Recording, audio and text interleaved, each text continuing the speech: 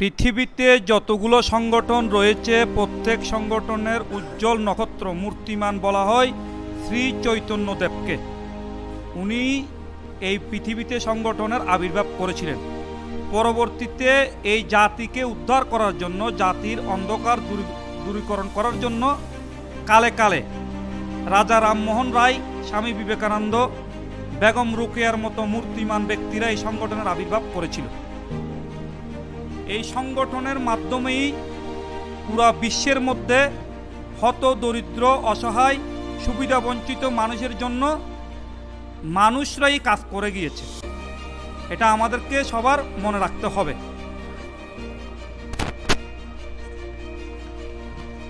মূল সংগঠন বলতে আমি আপনাদের আজকে একটা সংক্ষিপ্ত উদাহরণ দিব। এখানে আমরা যারা বসে আছি সবাই এক একটা ফুল।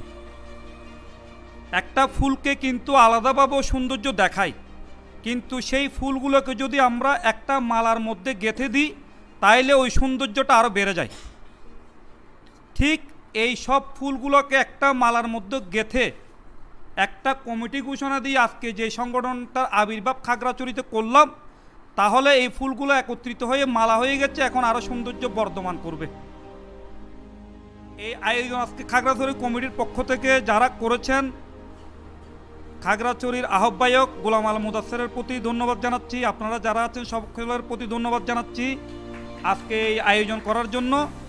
এত সুন্দর আয়োজনের মাধ্যমে আমরা খাগড়াছড়িতে কমিটি দিয়েছি।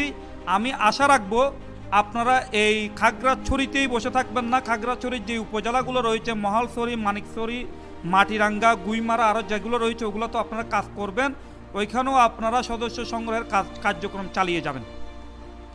আর আমাদের ধর্ম বিষয়ক সম্পাদক একটি কথার ইঙ্গিত দিয়েই গেছেন, সংগঠনে কেউ ব্যক্তিগত সমস্যা আনবেন না।